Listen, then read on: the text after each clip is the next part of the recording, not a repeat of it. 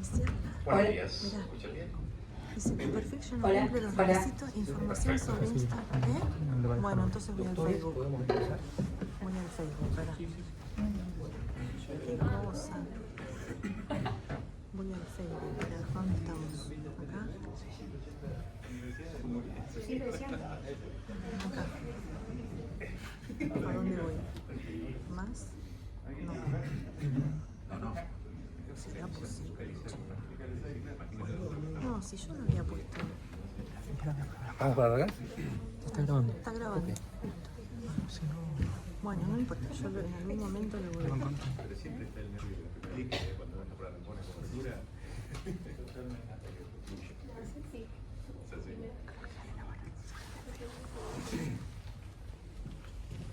Buenos días. En nombre y con la presencia de las máximas autoridades de este observatorio, el Observatorio del Delito de Trata de Personas y otros crímenes aberrantes de la Universidad de Belgrano, le damos a todos ustedes la bienvenida.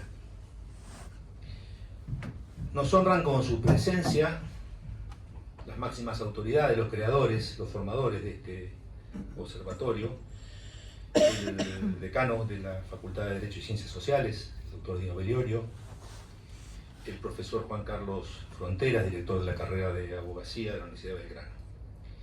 Damos comienzo así, de este modo, a un nuevo encuentro cultural transmitido en vivo para toda la comunidad universitaria y para la sociedad interesada, comprometida y motivada en el estudio de casos de profundo interés público y de plena actualidad.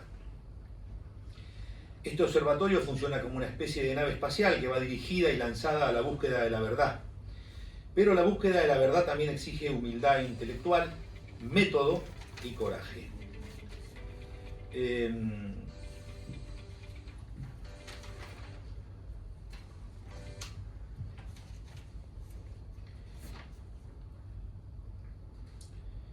Vamos a dar comienzo a una serie de diapositivas que por una cuestión de interés, tiempo, rapidez y atención vamos a reproducir después en todas las redes, las placas que forman parte de una serie de filminas que explican cuál es el objetivo, la función, el destino y la grandeza de un observatorio con estas características. Pasamos a la 3, ahí están los fundamentos, las herramientas de trabajo que este observatorio trata de volcar en cada uno de los actos que llevamos adelante.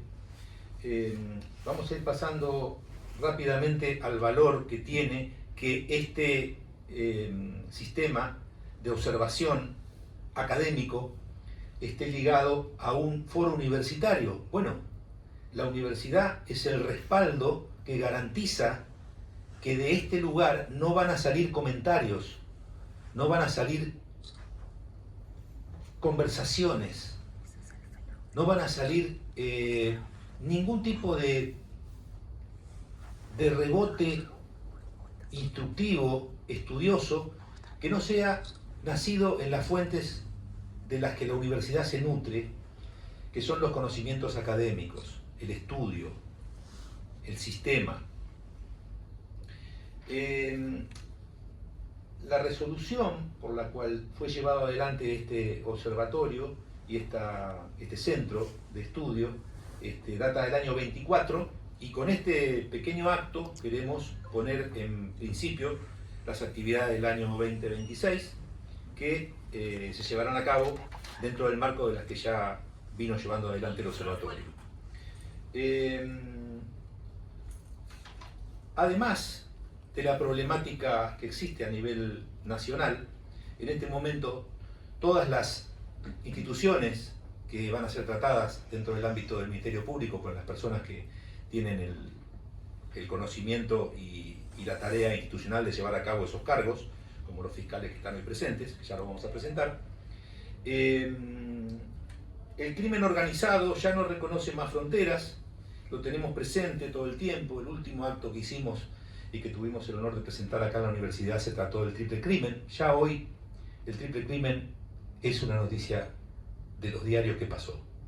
Sin embargo, nosotros seguimos trabajando sobre los patrones, sobre los modus operandi, sobre la forma de desplazarse dentro de un territorio, la labilidad de las fronteras, la falta de radicalización y todos los fenómenos actuales que tienden a tratar de desarticular ese tipo de delitos. Vamos a tener en la prestigiosa mesa a la doctora María Belén Russo Cornara, egresada de la Facultad de Derecho de la Universidad de Buenos Aires, con una maestría en la Universidad Austral en Derecho Penal, donde también ha realizado una diplomatura en Compliance. Se desempeña en un estudio jurídico por muchos años y con especial dedicación al ejercicio del rol del querellante. Su práctica se orienta principalmente a delitos económicos, fraude informático y otras formas de criminalidad compleja, participando en la actualidad en la tramitación de causas de gran relevancia. En su ejercicio ha priorizado el abordaje integral del derecho penal, con especial énfasis en los derechos de la víctima. Vamos a tener también una mirada muy interesante, muy importante y muy actual.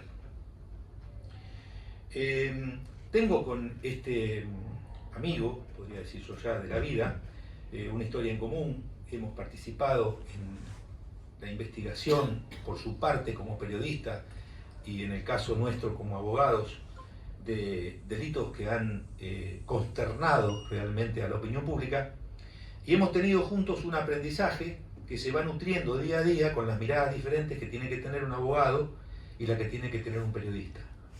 Es una persona que me consta, es un honor tenerlo entre nosotros, que trata día a día de llevar a la sociedad un pedacito de verdad, ¿no? Porque nadie tiene la verdad absoluta, pero todos tratamos de hacer de nuestro humilde lugar nuestro trabajo como corresponde. Tiene 30 años de trayectoria profesional, durante una década fue cronista y redactor en la revista Noticias, formando parte del equipo periodístico que colaboró con el esclarecimiento del crimen del fotógrafo asesinado José Luis Cabezas. Se especializó en el periodismo de investigación, ejerciendo la docencia en el ámbito universitario. En la actualidad trabaja como cronista del Grupo América, abasteciendo de contenidos a los noticieros de América TV y A24. Ha sido organizador del primer Congreso Latinoamericano de Periodismo Móvil en la Universidad de Belgrano. Es autor del libro Historias de las Universidades Argentinas de Gestión Privadas, editada por el Consejo de Rectores y llevado a cabo junto al prestigioso y querido doctor Avelino Porto. Vamos a tener en este panel también a la doctora Tamara Aymara Poucel, y ella es abogada, es actualmente magistrada argentina, que actualmente se desempeña como fiscal general ante la Cámara de Apelaciones de Corrientes y como fiscal titular del área de investigación y litigio de casos complejos de la Unidad Fiscal de Corrientes. Intervino e interviene en casos destacados, como el caso Loan. Es la fiscal que liderará la acusación junto al fiscal Carlos Scheffer en el juicio oral fijado para el 16 de junio del 2026 por la sustracción y ocultamiento del niño desaparecido el 9 de julio. Junto al fiscal Carlos Scheffer enfrentará a 17 imputados en uno de los juicios más trascendentes de la historia correntina. Agradecemos especialmente en este acto la presencia de María, José y Antonella, que son los padres y la hermanita de Loan. Recientemente, en una causa muy importante, detuvo, imputó y gestionó, junto con la Dirección de Migraciones y el Ministerio de Seguridad de la Nación, la expulsión de un ciudadano venezolano vinculado a esta banda criminal internacional, capturada en Ituzaingó, perteneciente a la famosa banda de crimen organizado llamada Tren de Aragua. En materia de trata de personas, participó en alegatos contra redes de explotación sexual en Paso de los Libres, logrando penas para múltiples acusados. En narcotráfico intervino en condenas históricas, como los 15 años de prisión para un exprefecto involucrado en el secuestro de 10 toneladas de marihuana. Representó a la Fiscalía en juicios como el caso Trouliero, quien fue hallado culpable de abuso sexual con abuso carnal contra un soldado voluntaria que estaba bajo su mando. En la actualidad, trabaja cotidiana y diariamente en permanente conexión con los órganos del Estado y con concreto y firme apoyo a las víctimas querellantes en todos los casos, incluyendo el profundo agradecimiento que le ratifican permanentemente a los dos directores de este equipo de fiscales, que serán la familia de Loan, que serán los responsables ante el próximo juicio de representarnos a todos como sociedad. Por último, vamos a escuchar al doctor Carlos Schaeffer. Él es abogado, magistrado argentino, actualmente se desempeña como fiscal general ante el Tribunal Oral en lo Criminal de Corrientes y como fiscal coordinador de distrito en dicha jurisdicción. Durante su carrera judicial y cargos, desarrolló gran parte de su carrera temprana en el Ministerio Público Fiscal de Formosa, donde trabajó como secretario de la Fiscalía de Primera Instancia y más tarde como fiscal federal de Primera Instancia en la Fiscalía número 2. Luego fue designado en Corrientes, nombrado fiscal general al Tribunal Oral en lo Criminal Federal de Corrientes, mediante decreto del 2013. En la actualidad, además de su cargo en el Tribunal Oral, ejerce funciones de coordinación en la Unidad Fiscal Corrientes, donde supervisa áreas de ejecución penal e investigación de casos sencillos bajo el nuevo sistema acusatorio. Ha intervenido en casos de gran relevancia, como en la actualidad y en trámite, por ejemplo, el caso de Loan Peña. Encabeza el equipo de fiscales para el próximo juicio oral, donde ha sostenido la hipótesis de sustracción y ocultamiento. En el ámbito de la narcocriminalidad, ha intervenido en causas complejas contra organizaciones transnacionales, como el caso de los narcoaviones en Santo Tomé, donde solicitó penas de hasta 20 años de prisión. En temas de derechos humanos, participó como fiscal de juicio en la condena al exgobernador de facto de Formosa, Juan Carlos Colombo, en 2009. A nivel institucional, intervino en causas por maltrato en el ámbito militar, como el reciente juicio por la muerte del subteniente Matías Chirino en Paso de los Libres.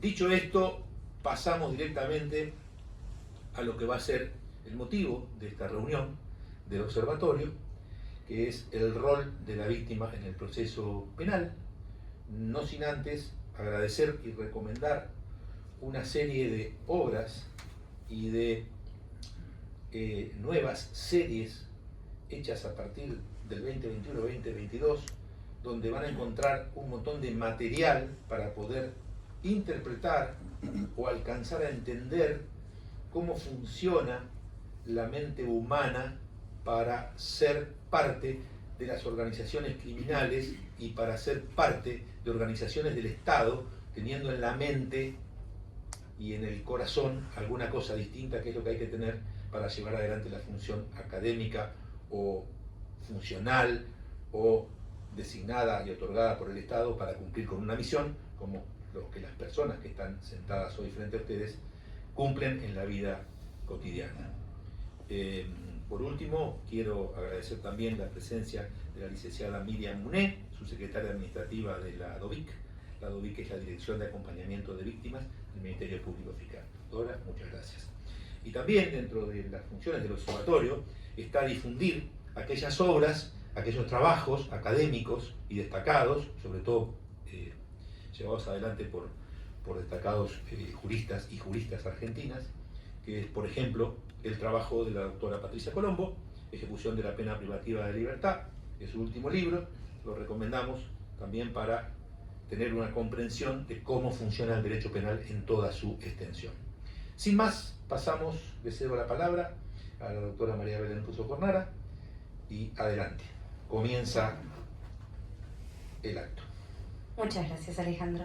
Bueno, lo importante de este observatorio del día de hoy es el rol de la víctima en el proceso penal. Y lo primero que ocurre cuando comienza una investigación es que comienzan las dudas con el círculo personal de la persona en la que se dio el hecho.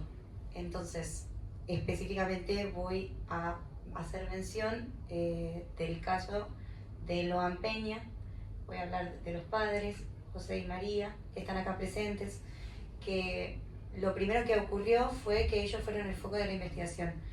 Pero es algo que es lo que tiene que hacerse, por una cuestión de librar de cualquier duda y librarlos a ellos de todo el pesar que puede llegar a ocurrir con el paso de la investigación. Entonces, lo primero que se hace es descartar el rol de la familia en toda la investigación. Y eso es algo que se tiene que hacer lo más rápido posible y de una forma muy responsable, que en este caso ocurrió. Se investigó y se descartó absolutamente todo, y bueno, ahora es que están realmente los verdaderos imputados Bueno, se entiende. Y bueno, entonces, a su vez también quiero explicar lo que es la querella, porque no es algo que se escuche mucho lo que es la querella. Nadie te suele explicar, solamente te nombran que están los defensores, los fiscales y bueno, y los abogados. Bueno, estos abogados son los querellantes, que vienen a darle voz a la víctima, a los representantes de la víctima, a su familia. Entonces le brindan la oportunidad de tener una participación activa en el proceso. Entonces dejan de ser espectadores para estar formalmente presentes en la causa. Nosotros específicamente lo que estuvimos haciendo en la etapa de instrucción fue impulsar todas las medidas necesarias para llegar a poder encontrar a Loan. Entonces, por eso es la importancia, porque no es solamente el punto de vista de la Fiscalía, que en este caso tuvimos el honor de tener unos excelentes fiscales en la investigación y también ahora en este proceso, que están del lado de la familia, están del lado de la víctima, están del lado de Loan, que aunque parece obvio, no suele ser siempre de esa manera. Y es un honor poder tener a este equipo en esta causa tan importante y con una búsqueda tan activa actualmente. Y bueno, después lo que nosotros también como la parte de la víctima es que no estén todo el tiempo detrás de ellos persiguiéndolos. Hay muchos casos, hemos estado en casos junto con el estudio jurídico que directamente la víctima se tuvo que mudar de la provincia en donde estaba porque empezó a ser la vista de todos tenían de repente opiniones para dar de esa persona, entonces tuvieron que mudarse del lugar de donde estaban, de su punto.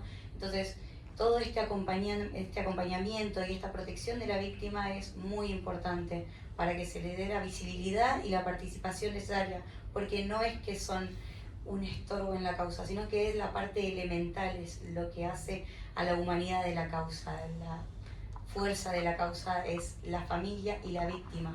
Sin ese impulso es que la causa no tiene ese movimiento continuo. Por eso también es importante, muy importante el rol de la víctima en la causa.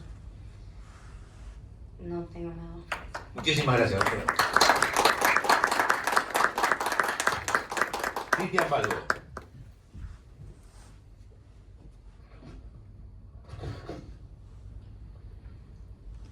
Buenos días. En mi caso, por primera vez, voy a dar lectura de un documento, porque quiero ser muy preciso en cada una de las palabras. Ustedes saben que como cronistas de calle, nuestra oficina justamente es el lugar de las noticias, el cara a cara con las noticias.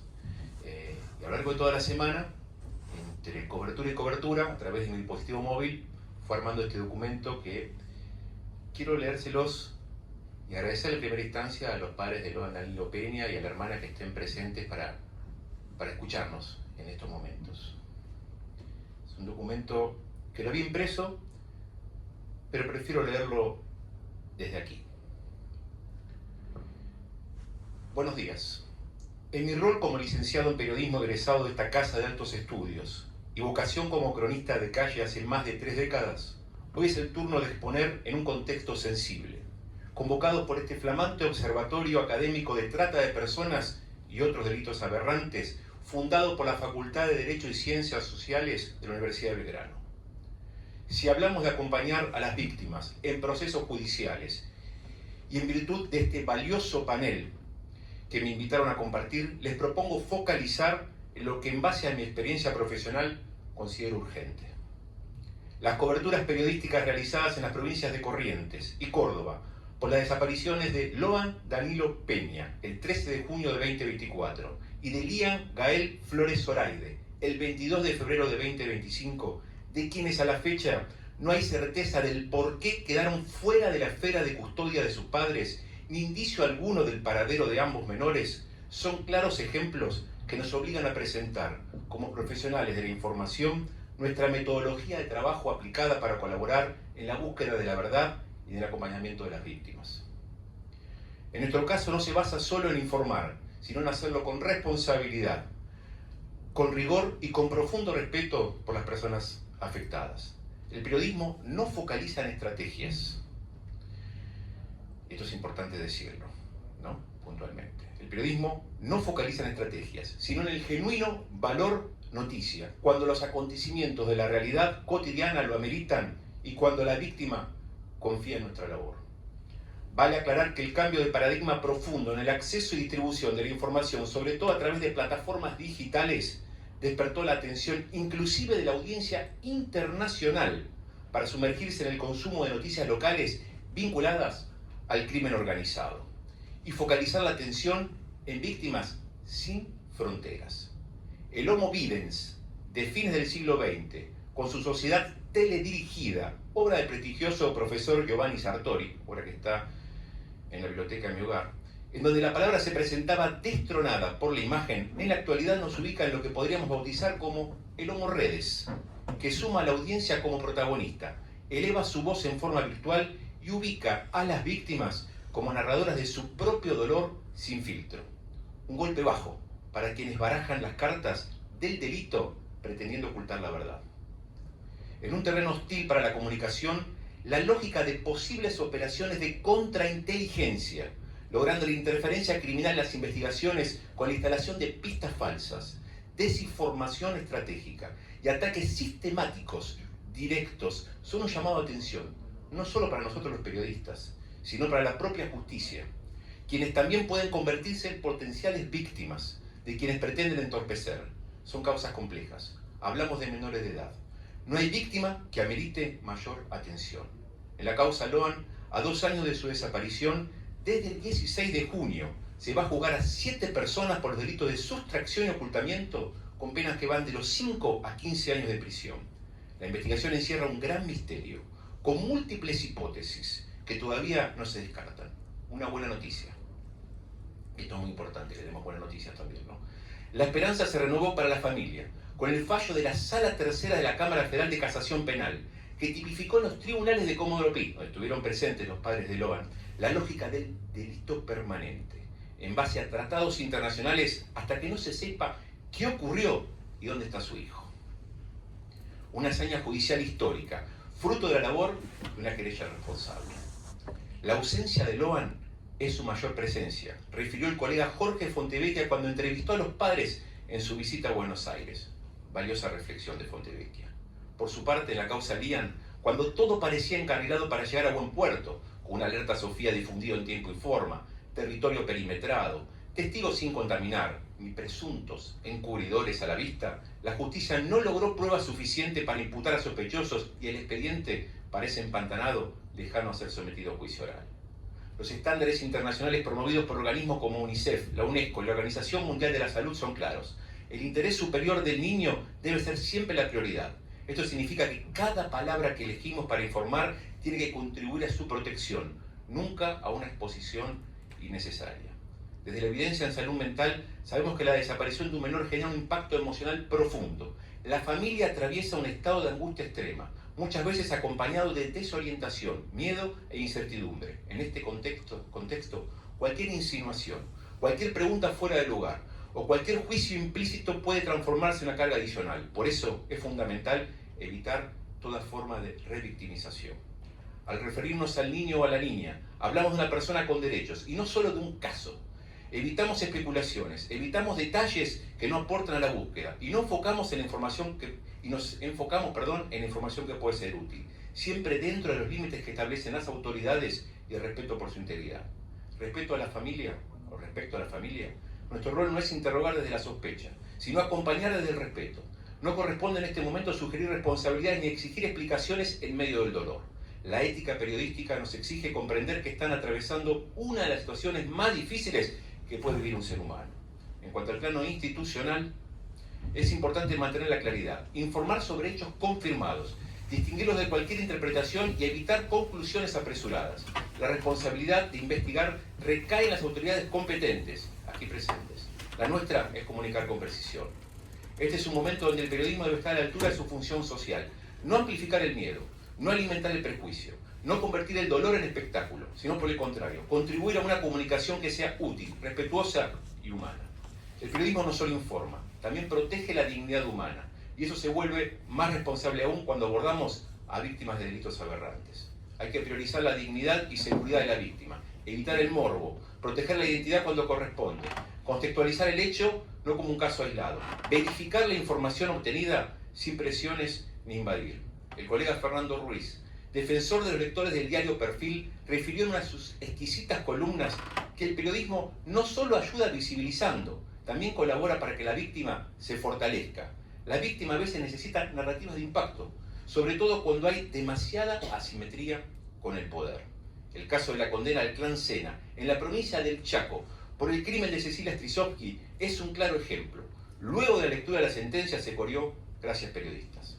El meticuloso monitoreo de expresión de FOPEA, que reúne a 600 colegas de todos los rincones del país con un claro y evidente espíritu federal, es prueba del compromiso asumido. En lo que va del 2026 ya hubo 56 ataques a la libertad de prensa. La clasificación incluye discursos estigmatizantes, ataques a la integridad, censura, abuso de poder estatal, acciones judiciales civiles o penales, ataques contra los bienes y uso abusivo de la publicidad oficial.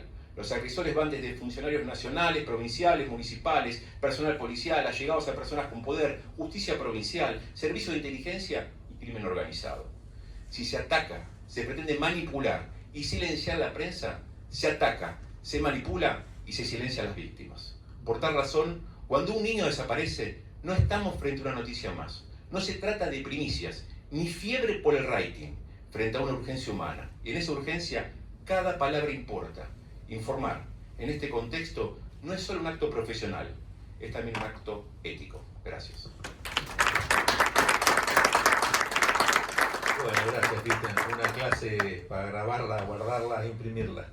Realmente gracias, Cristian. Sé que lo que decís lo compartís, lo aplicás, lo ejercés, lo llevás a la práctica. Y eso es muy destacable en una época en la que no solamente las víctimas tienen incertidumbre, sino también la sociedad está metida en una gran incertidumbre por la generación de todos estos factores que vos dijiste, el aprovechamiento de los elementos o de los símbolos o de los temas que tienen que ver con el comercio y el sorprender a la buena fe del ser humano que siempre está ávido de tener noticias.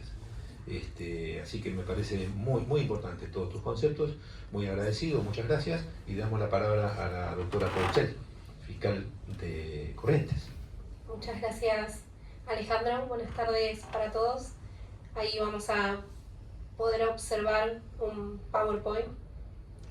Yo quería hablarles un poco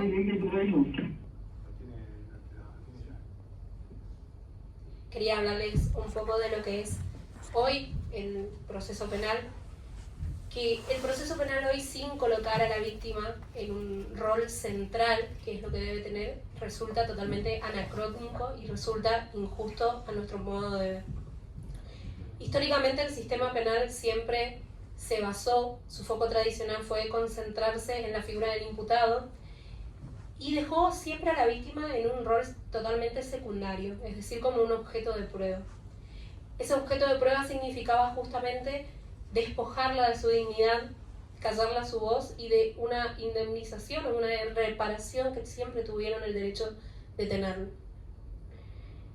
Es así que desde el Ministerio Público Fiscal, desde la Fiscalía a la cual pertenezco, junto al doctor Schaffer, siempre entendimos que no hay persecución penal que sea legítima sin una respuesta integral hacia la víctima. Es por ello que quería hablarles un poco de un caso que para nosotros marcó un antes y un después a nivel nacional y que sucedió en nuestra provincia, que es conocido el caso como Jiménez y Alessio. En este caso tuvimos 8 personas que fueron víctimas, una de ellas menores de edad, fueron víctimas de trata de explotación laboral, en la cual habían sido captadas desde la ciudad de Misiones. Son personas con una muy escasa instrucción, muy vulnerables económicamente, fueron trasladadas de manera engañosa a un monte forestal aislado a más de 20 kilómetros de Paso de los Libres, de Corrientes. Vivían en unas chozas de madera, de cartón que ellos mismos habían realizado, en la cual trabajaban hasta 40 días sin remuneración, 12 horas diarias, y nunca tuvieron remuneración alguna. Es decir, que para nosotros fueron totalmente cosificadas. Ahí podemos ver dónde vivían. Estas eran chozas que ellos mismos hacían dentro de este campo forestal y eran en las condiciones que se encontraban. Es por eso que frente a este escenario entendimos que la respuesta penal de castigar y de lograr una pena no reparaba este perjuicio. En el video que vamos a ver a continuación van a poder observar justamente eso que se menciona ahí, que es que comían carne en mal estado, que pasaban hambre, que se mojaban y que trabajaban 14 horas de trabajo por 150 pesos, los cuales tampoco le habían sido abonados. Ahí vamos a poder observar el video. Hace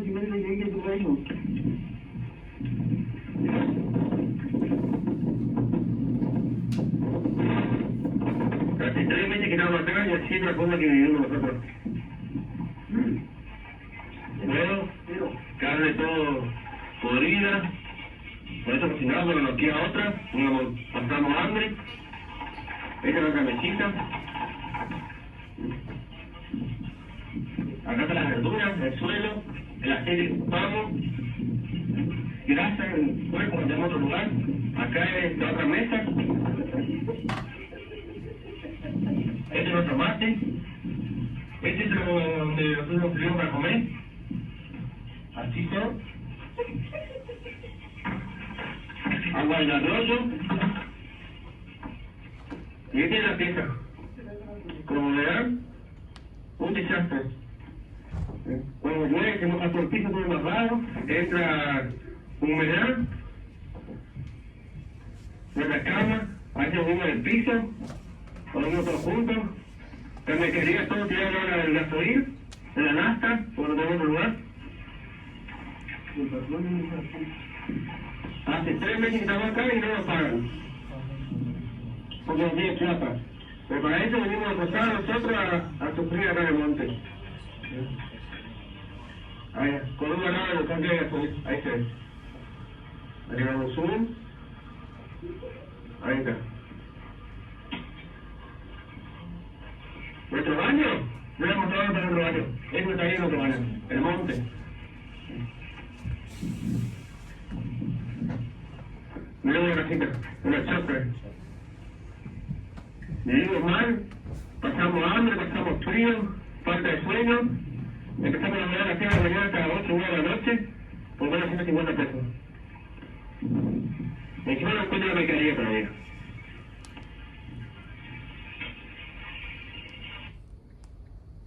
Bueno, en este video pudieron observar cómo estaban ellos. Este video fue filmado por una de las víctimas con un celular muy viejito que tenía en ese momento. Dos de esas personas lograron escaparse del lugar y pedir ayuda. Y es así como pudimos lograr con el rescate de estas personas. Lo que pasó fue que después de un difícil debate, porque es muy difícil quizás el tribunal tratar con víctimas, que es lo que decíamos de ese rol secundario, pudimos acreditar que existía la trata con fines de explotación laboral. Pero como entendimos desde el Ministerio Público Fiscal, desde la Fiscalía de Corrientes, que justamente esta condena no bastaba para reparar ese daño, solicitamos una reparación del daño a las víctimas, una indemnización por el tiempo que ellos habían estado en ese lugar, el cual lo habíamos trabajado justamente con la Procuraduría de Trata de Explotación de Personas, PROTEX, y con la Dirección de Recupero de Activos del Ministerio Público Fiscal. Ante ese pedido, el tribunal nos lo denegó. Nos dijo que no se podía realizar esto porque las víctimas debían haberse constituido como querellantes o como actores civiles para que ese daño pueda ser cuantificado. Esta postura a nosotros nos pareció no solamente cuestionable, sino que muy injusta, porque entendimos que la realidad no es así. Y es ahí cuando a nosotros nos surgió una duda muy importante. ¿Puede el Ministerio Público Fiscal solicitar una indemnización a favor de las víctimas dentro del proceso penal, aun cuando ellas no lo hayan pedido expresamente? Y es allí donde nosotros entendimos que exigirle a una víctima que ha sido cosificada, que ha sido privada de su libertad, de su autodeterminación, exigirle que se constituya como querellante, que busque un abogado, nos parecía que no correspondía.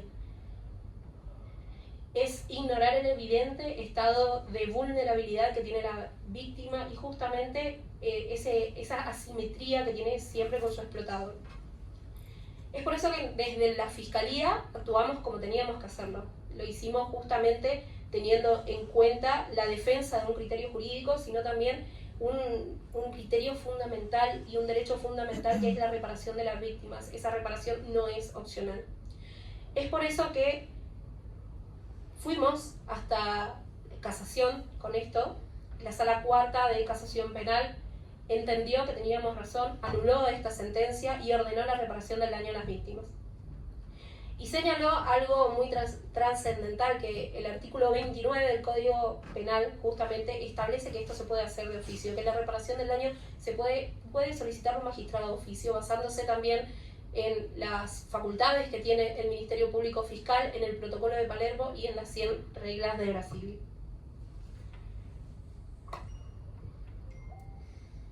A raíz de este fallo, que para nosotros marca un antes y un después, y también marca nuestro rol, el tribunal debió dictar una nueva sentencia, debió dictar una nueva resolución ordenando la indemnización a las víctimas. Y esta sentencia, a nuestro criterio, y hablo en plural porque hablo también en nombre del doctor Schaffer, consagra la reparación a una víctima vulnerable, y no es un interés meramente privado, sino que es una cuestión de orden público y que el Estado tiene un rol de garante. Entendemos que el paradigma ha cambiado definitivamente con el rol de la víctima, se está posicionando, y de eso también va a seguir la disertación, pero que para garantizar justamente esto, nosotros como operadores judiciales tenemos que colaborar con la víctima, que siempre lo hacemos en todos los casos que hemos tenido una representación de una querella o una víctima que no esté constituida. Siempre le damos el valor que tienen que tener y no ese rol secundario que lamentablemente el proceso penal siempre se lo dio. Desde nuestra mirada como Ministerio Público Fiscal, como una Fiscalía Federal, este caso nos dejó dos enseñanzas muy importantes.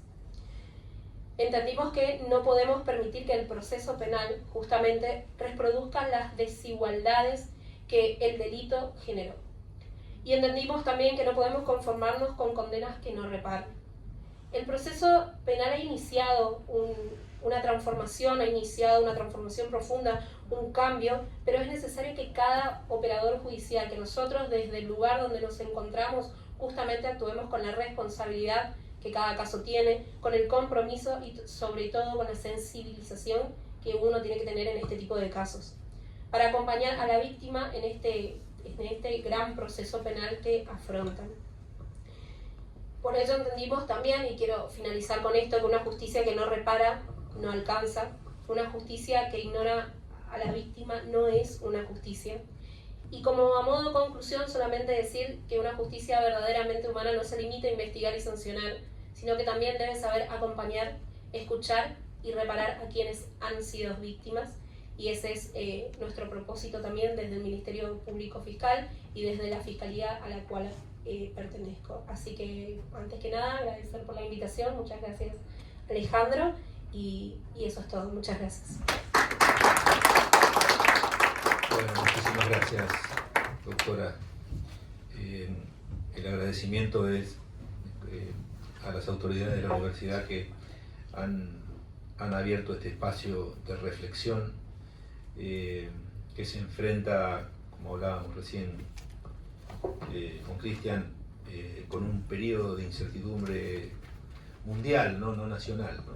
Donde ciertas demencias nos llevan a jugar un partido de River o Boca, y que el país sea un River o Boca, y no podamos entendernos, y no podamos privilegiar las relaciones diplomáticas sobre las situaciones de fuerza, ¿no? Y los conflictos mundiales que hay alrededor de todo el proceso de equilibrio político y social.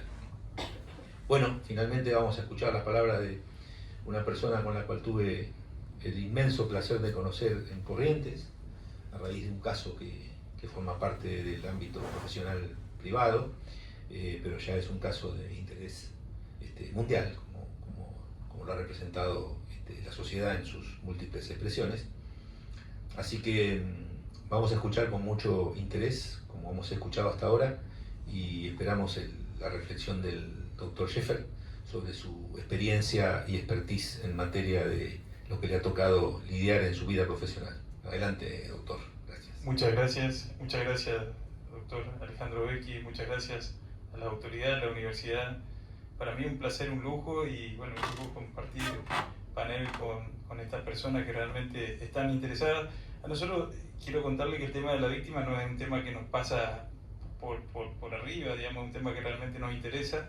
Entonces los dos ejes de mi conversación o de mi charla van a tener que ver con la real participación de la víctima en el proceso, que tiene un poco que ver con lo que decía la doctora Tamara Porcel, y sobre todo hay una cuestión también que a mí me preocupa, que es la Defensoría de Víctimas, que se encuentra dentro de la Defensoría General de la Nación, y que es un tema que por ahí en el futuro seguramente los estudiantes de esta casa seguramente lo pueden plantear incluso como proyecto de ley, para que realmente la Defensoría de Víctimas esté dentro del Ministerio Público Fiscal, donde debería estar, ¿no?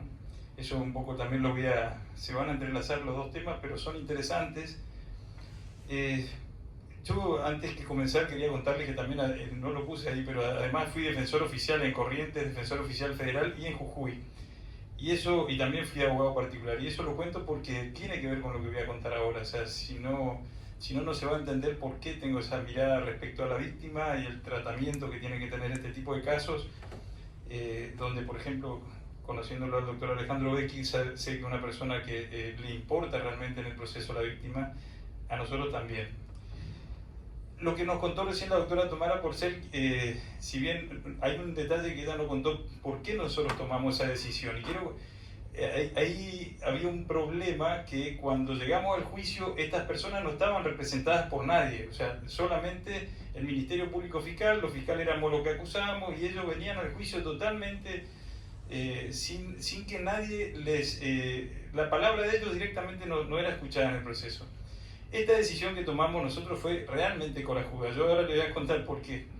Nosotros esas víctimas las citamos al proceso, como van a ir a declarar seguramente, y también saludo a la familia de Loan Peña, ¿no?, que está acá presente tratando de entender lo que se trata, porque ellos también están entendiendo esto, entre todos estamos haciéndolo.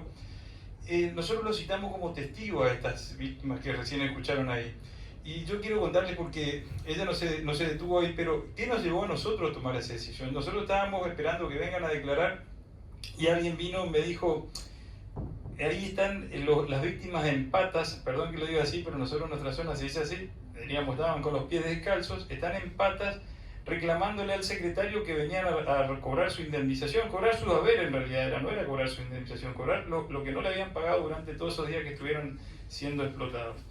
Y la verdad que eso a nosotros no nos pasó por, es decir, no es que algo que nos pasó por arriba, nos pusimos a pensar, ¿y qué podemos hacer? Piensen ustedes que a veces los fiscales tenemos el control y la obligación de control de legalidad en los procesos, y si nosotros pedimos algo que no está legislado, quizás podemos tener una sanción, no digo penal, pero por lo menos administrativa, ¿no? Porque estamos pidiendo algo que no corresponde, vendría a ser, ¿no? Nosotros decíamos, ¿cómo que no corresponde esto? Entonces, yo creo que el primer caso del país, porque así lo he hablado con la gente de Protex, nos tiramos de cabeza a la pileta sin agua a ver si había algo, y por suerte, ella contó que el tribunal, por suerte digo, nos rechazó ahí, de una. Y digo, ¿por qué? Porque tuvimos la posibilidad de hacer un recurso de casación y ir mucho más arriba, donde unos jueces realmente comprendieron que las víctimas necesitaban una representación, y que si no la tenían, el Ministerio Público Fiscal tenía la facultad de hacer ese reclamo indemnizatorio como lo hicimos. Eso lo hicimos con sentido común, con empatía y un poquito de coraje, quiero decirlo así. Y después, segundo hecho, antes de comenzar la charla, también quiero contarles, nos pasó hace muy poquito, y esto lo estoy contando porque la ley de víctimas es del año 2017, estamos en el 2026, y todavía tenemos algunos jueces que no entienden, o algunos operadores judiciales, no voy a echar la culpa solo a los jueces, que no entienden que la víctima realmente es la protagonista del proceso. O sea, si la víctima no es la protagonista, entonces ¿qué estamos haciendo en ese juicio? A veces yo esa es la pregunta que me hago cuando me voy a mi casa. Nos pasó hace poco con la familia de Loan Peña en la audiencia esta que nosotros tuvimos preliminar, que nosotros llegamos contentos porque ya estábamos avanzando y de repente veo que la secretaria del tribunal decide decirle que se saquen las remeras de Loan a la familia, a algunas personas que fueron a acompañar, que estaban apoyando. La verdad que nos miraban, y eso a nosotros quiero contarles que nos sorprendió de una manera increíble, de tal forma que dijimos, ¿qué podemos hacer? Porque todos me miraban y decían, doctor, miren, nos están sacando la remera. Yo, para mí es como que me saquen el tatuaje de mi viejo, qué sé yo, no sé. Una persona que yo quiero me están sacando de nuevo, y sobre todo por el caso que es, ¿no? Entonces nos pusimos a pensar con la doctora Tamara Porcel, y nos pusimos a pensar, y yo digo, bueno, acá lo que tenemos que plantear es que está vigente la alerta Sofía. La alerta Sofía, dijimos nosotros, claro, ¿cómo le van a prohibir? Entonces, señor presidente, tiene que, por favor, le pido que le dejen que usen la remera por la alerta Sofía, porque en este salón debería estar empapelada la cara de Loan, porque es una obligación del Estado argentino, el Ministerio de Seguridad, que tomó la decisión de que esa alerta Sofía esté vigente, y tomaron la decisión de dejar que se pongan las remeras. Pero no fue por las víctimas, fue por la alerta Sofía, y fue porque nosotros tuvimos la astucia, otra vez nuevamente, el sentido común, la empatía y el coraje. También con el doctor Becky también acompañó nuestro pedido, porque también entendió eso, o sea, pero no sabíamos, imagínense que no estábamos preparados para una cuestión como esa. Esas son las cosas que tienen que pasar como operador judicial, donde no solamente sirve la capacitación, sino tener un poco más, sobre todo en el proceso. Si uno no entiende que la víctima es lo más importante, digamos, por más ley de víctima que haya, con todo el reconocimiento que tiene, no alcanza. Entonces un poco lo que yo quiero contarles es de dónde venimos, que un poco se dijo ahí, lo dijo la doctora Porcel. El fiscal estaba subordinado, el juez era el que investigaba, el imputado era el que tenía una defensa robusta, pero la víctima la puse ahí abajo porque la víctima lo único que hacía la denuncia, era partícipe del hecho criminoso, pero no tenía una voz en el proceso. Esto estoy hablando de antes de la Ley de Víctimas 2017, y lo digo un poco para que entendamos que no está todo mal, pero sí todavía hay cositas que nosotros tenemos que mejorar. Entonces participaba y no tenía voz en el proceso. El abogado que tenía que buscar era un abogado particular, si no tenía plata no podía ser escuchada. Quiero contarles que después de esto, el Estado argentino creó, por ejemplo, en el Ministerio Público Fiscal, se creó la DOIC, y agradezco la presencia de los miembros de la DOIC que están acá hoy en esta sala. Se creó la Dirección General de Acompañamiento, Orientación y Protección a las Víctimas. Este ya tuvo una tutela más integral a la víctima, un acompañamiento más federal. Eso lo hizo en el año 2014. Yo más o menos, para que ustedes vayan tomando nota de cómo fue evolucionando este tratamiento a las víctimas en el proceso, y dónde estamos hoy, y qué es lo que necesitamos hoy para que esto mejore. Después tenemos los derechos que reconoce ya con la Ley de Víctimas, la 27372, y ahí reconoce unos 3 principios rectores y los derechos en el artículo 4, que es lo que obliga al Estado, que cuando una víctima tiene una situación traumática, tiene que dar rápidamente una asistencia, rápidamente tiene que estar el Estado asistiendo. Estamos viendo el caso de violencia de género, donde el Estado debe participar rápidamente, tiene que tener un enfoque diferencial, teniendo en cuenta el sexo, quiero decir el género, la edad. Tiene que tener en cuenta también no revictimizar, pero no revictimizar, algunos confunden que es no llamarlo a declarar tantas veces. No revictimizar es lo que están haciendo con la familia de Loan hoy, que están en los medios de comunicación. Por eso hay una denuncia por parte de ellos, donde lo están responsabilizando del hecho, digamos.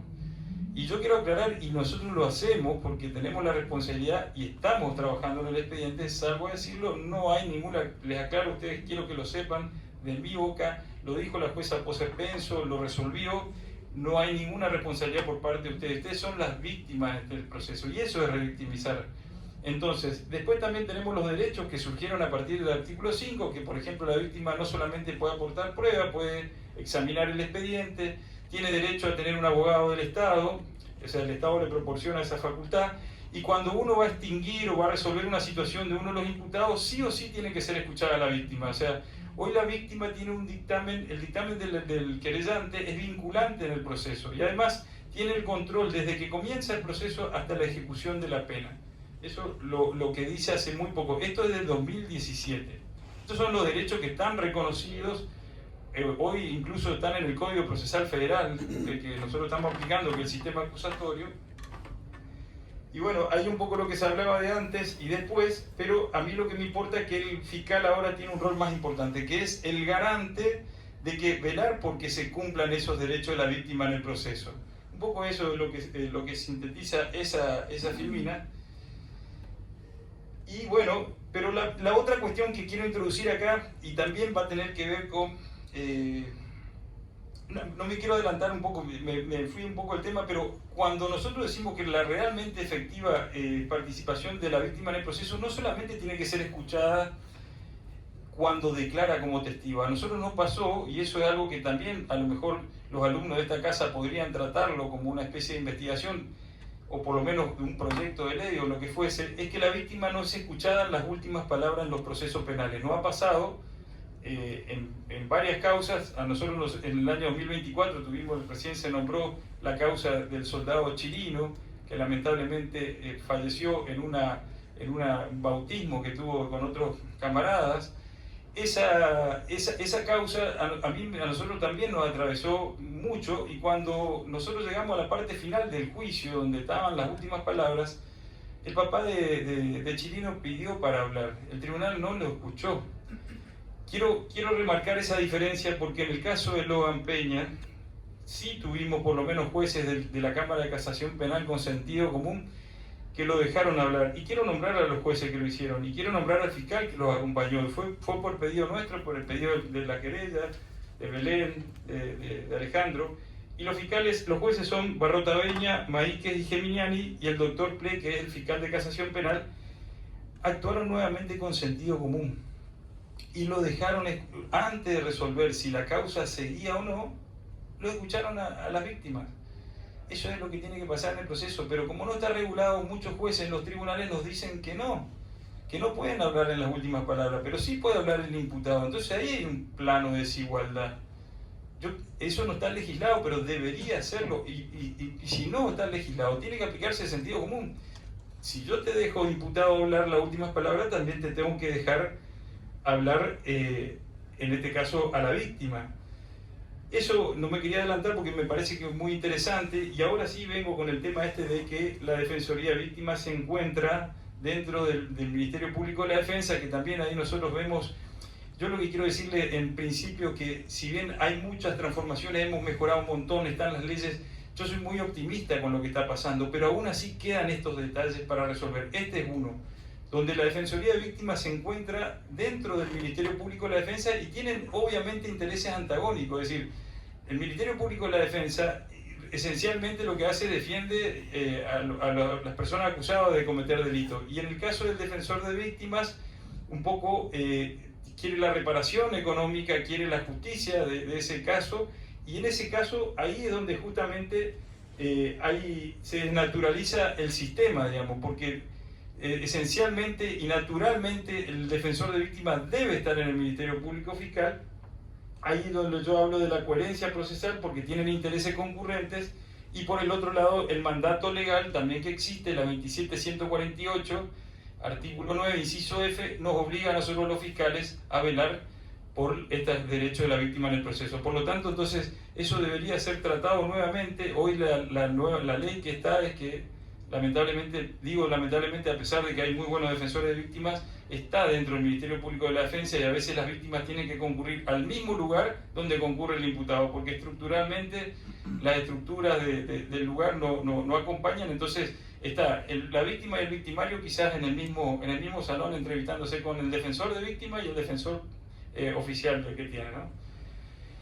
Sobre eso quiero hablar que la implementación de la figura enfrenta dos barreras que diluyen el mandato normativo. La barrera estructural no me voy a centrar porque prácticamente tiene que ver con lo económico, lo estructural, pero sí me parece muy importante la barrera cognitiva. Cuando comienza un caso donde hay una víctima, lo que tenemos que hacer los operadores judiciales es inmediatamente informarle que es víctima, hacerle entender, porque quiero decirle que a mucha gente, nosotros nos ha pasado en casos, no se reconocen ni siquiera como víctimas. Entonces esa es una barrera esencial que diluye el mandato normativo, que además a veces los justiciables desconocen ese derecho. Nosotros estamos haciendo una resolución, trabajándola con la DOVIC en esta semana, justamente tratando de resolver que cuando el fiscal atienda al teléfono, porque ahora como el sistema acusatorio obliga al fiscal a ser el que atienda el teléfono de turno, inmediatamente se ponga en conocimiento a la víctima de que tiene derecho a una asistencia legal y además hacerle entender, si en el caso no lo comprende, que se reconozca víctima. A nosotros nos ha pasado una causa muy grave en Paso de los Libres, donde imputamos al fiscal federal, donde estaban un montón de personas muy importantes, donde las víctimas, para que ustedes se den una idea, les hacían firmar la excarcelación, venían al juzgado, le tenían una declaración armada, le hacían firmar una excarcelación haciéndole creer que era un imputado. Le decían, si usted no declara eso que dice ahí, nosotros la podemos meter presa, pero la persona era la víctima. Y cuando fue al proceso, también acompañado por la gente de la DOVIC, la verdad que dijeron, yo nunca pude haber declarado de esa forma. Era una declaración totalmente antagónica, no tenía nada que ver con lo que realmente sufrió. Así que lo que nosotros ahora también, ya en el Código Procesal Federal, ya también reconoce todos estos derechos, de no revictimizarlos, de esto que hablé recién, eso también es muy importante el avance. Y en definitiva, lo que les quiero decir como mensaje es que hemos avanzado un montón, que el proceso penal, la víctima tiene acompañamiento, pero hay ciertos detalles donde los operadores judiciales no solamente necesitan una capacitación, sino también necesitan aplicar el sentido común, y esto me gustaría que se replique en este ámbito universitario. Felicito que tienen un observatorio de derecho de la trata, de investigación contra la trata, de los delitos de trata, de delitos complejos. Me parece que es muy importante no solo capacitarlo, hacerle entender que cuando uno trabaja en casos de víctimas hay que tener algo más que se llama sentido común.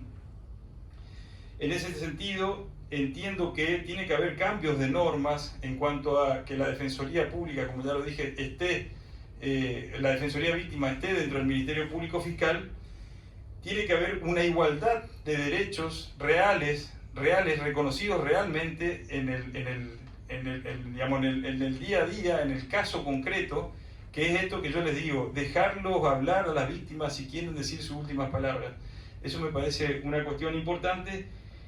Y nuevamente concluir que el que investiga un delito de trata, si es fiscal y si son querellantes, y si son jueces, y si son secretarios de los jueces, tienen que tener sentido común, empatía y mucho coraje para llevar adelante este tipo de causas complejas en donde sea. Así que muchísimas gracias, esa era un poco la idea de transmitirle a ustedes.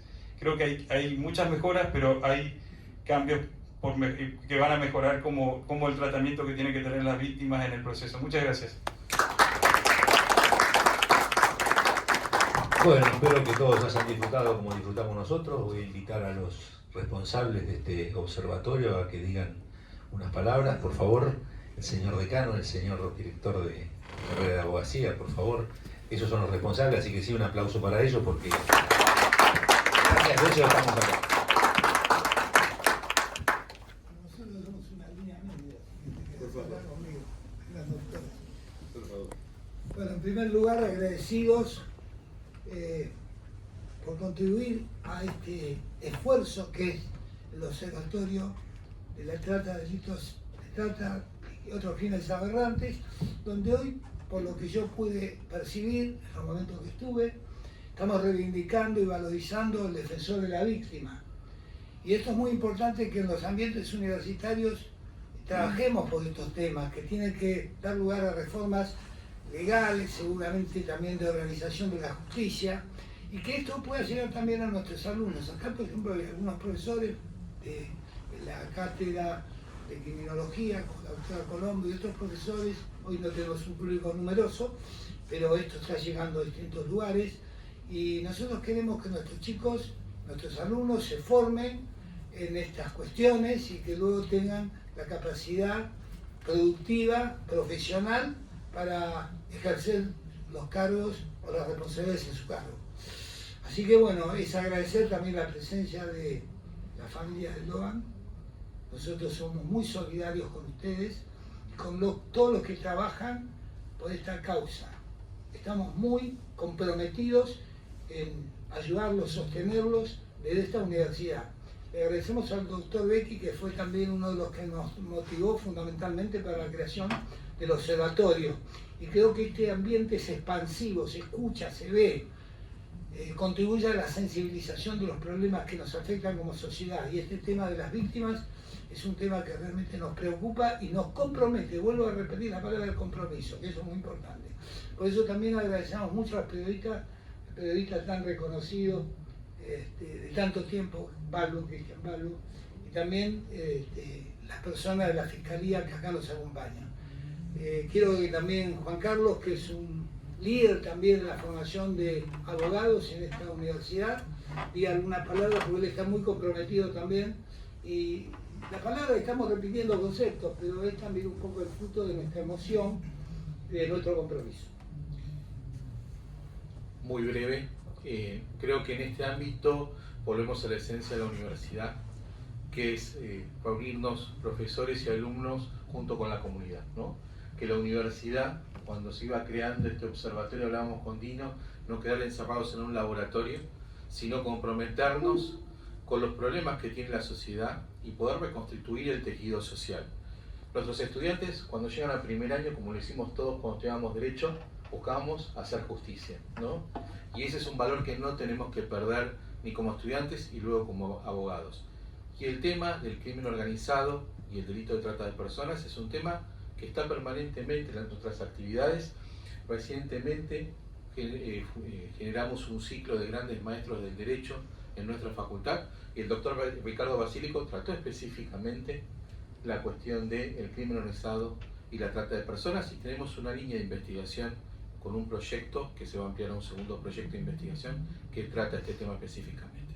Así que a los padres de Luan espero que haya justicia, aquí tenemos a los fiscales y a los jueces para hacerlo, y bueno, y como ciudadanos estamos esperando eso. Gracias. Sí.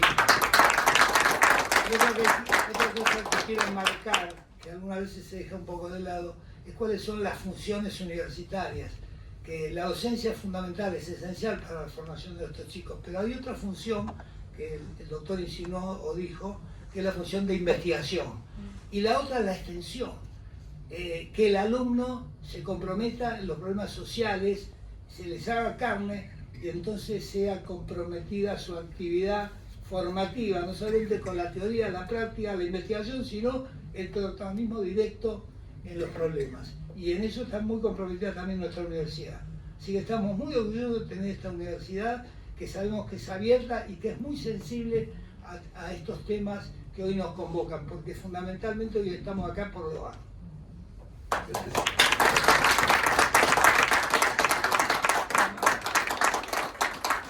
Bueno, un acto de lujo. Muchas gracias a todos, muchas gracias a los padres de Loan, muchas gracias a doctora Colombo, muchas gracias a todo mi equipo, mi familia, mi mujer, y gracias por supuesto al panel de lujo que tuvimos, que creo que ha dejado una serie de enseñanzas grabadas a todos. Y cuál es el norte de la universidad, cuál es el norte de nuestra función social, cuál es el norte de nuestra conducta y cuál es el norte de los objetivos que debemos cumplir para, como dijo el doctor Frontera, cumplir con ese sueño que tenemos todos de que se haga justicia. Y gracias, Loan.